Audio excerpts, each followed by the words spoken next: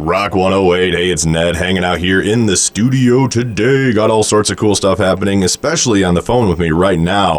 I have a man that actually got me through some really hard times in my life, and also the fact that he's one of the most recognizable voices in rock music for years and years now. I've got Adam of Saint Asonia on the phone with me. How's it going, man? It's going well, man. How you doing? Doing pretty good. I'm a little earlier awakening for me. I'm the afternoon guy on Rock 108. So right now it's like I've got coffee and everything ready to go. Oh, I hear you. Yeah, me too.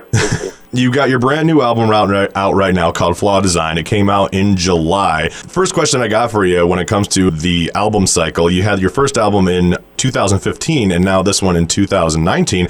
How come the big gap between albums? Well, I mean, usually with touring and all that stuff, it tends to be about 3 years between records normally in most cases.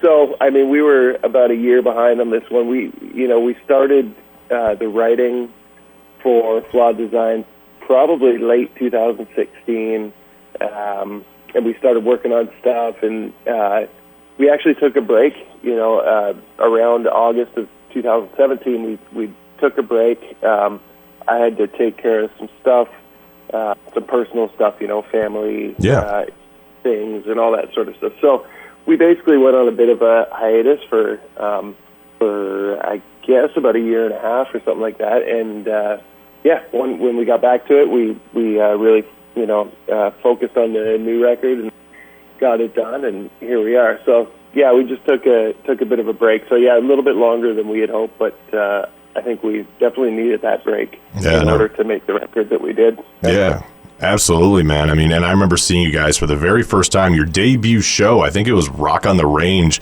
of 2014, 15, whatever year it was, and I remember you guys were the secret band. Everyone was wondering who this band is going to be, and all of a sudden the curtain drops, and then I'm like, oh, wait, that's Adam. Oh, wait, who's this? What's a Saint Asonia? Yeah. That's cool. And I saw Mike Mushok on guitar. Cool. Yeah, that was our no, I was just going to say, yeah, that was our first show, so it was a good one for sure. Yeah, absolutely. It was kind of a rainy day that day, too. I remember I'm like, so this new band, they're debuting in a rainy day, but we're making it work, damn it, it's going to be cool. Now, you also got Mike Mushok on your guitar with you. I mean, obviously, he's kind of getting involved with Stained again. Is that kind of having any differences between, obviously, Saint Asonia and his, I guess, returning to Stained, I suppose?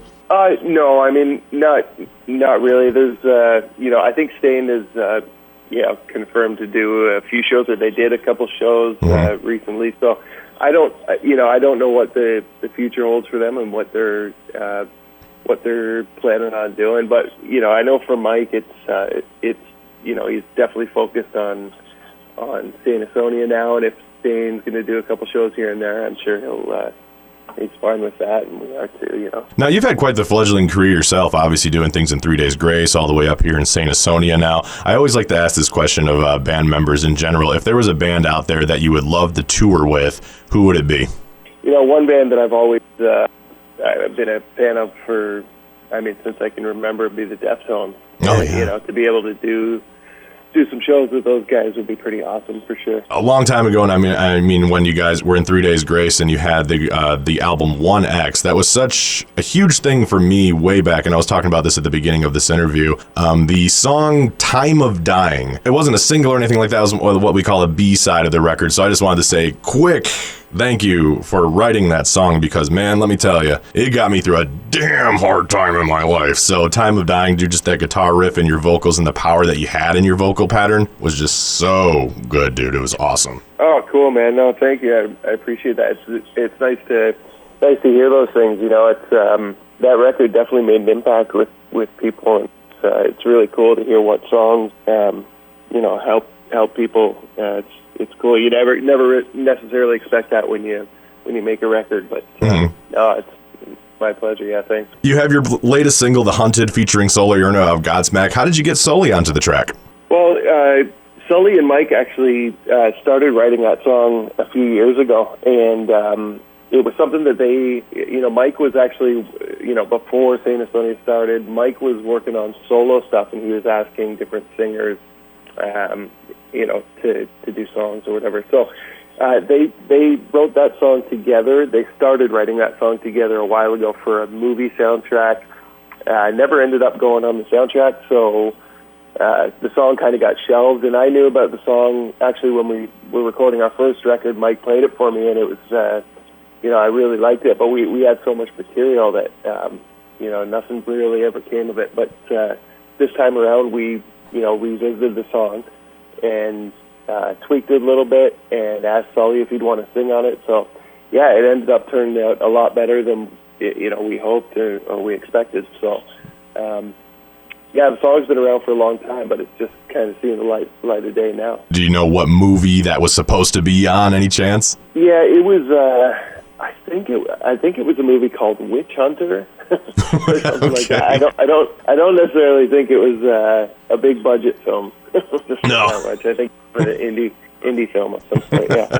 But it made it that way, so hey, whatever works. I mean, Godsmack did that one song, I Stand Alone, and it was on the Scorpion King soundtrack. Not a lot of people remember the Scorpion King, but they sure do remember I Stand Alone. Right, yeah, exactly, right. Yeah. Making movie tracks and whatnot. It's kind of interesting to see, like, you telling me about that they were writing for a movie soundtrack. I mean, it seems like movie soundtracks nowadays, I mean, there was a time, too, when I feel like bands were writing songs, again, specifically for movie soundtracks, and, like, that was, like, the thing, I mean, Linkin Park had their What I've Done with Transformers and whatnot. Do you see that kind of thing around much anymore in your world? Yeah, well, I mean, not so much anymore. It seems like now a lot of bands are doing their own style of covers, different cover songs and stuff. But the story behind Never Too Late, actually, from the record 1X, that was originally written. I was asked to write a song for the Daredevil soundtrack. Oh, wow. I think the film. Or no, you know what it was? Sorry, it was Elektra, that movie Elektra. Oh, yeah. They asked me to write a song for that, for that soundtrack, and I started writing Never Too Late, and it turned out to be, a pretty good song. So yeah. The management decided let's not give it to, that we shouldn't really necessarily put it on a movie soundtrack, but let's put it on 1X. So, yeah, I mean, it's interesting how that kind of stuff, plays out. Kind of makes their way through and becomes hits because, again, Never Too Late ended up on Elektra. People would remember Never Too Late before they even remembered Elektra. Right. And it's probably a good thing because that movie wasn't very good anyway, so that worked out. Right, exactly. Yeah, looking back at it, that was a good choice. Adam, I know you got a lot of things going on today, man, so I'm just going to wrap things up for you. Is there anything you want the fans out there to know, and do you have any upcoming tours coming up or anything going on?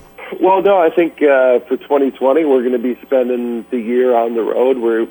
We don't have any specific tour dates locked in yet, but we're definitely going to be out on the road. So looking forward to getting out, playing some shows, doing some festivals, and seeing everybody out there soon.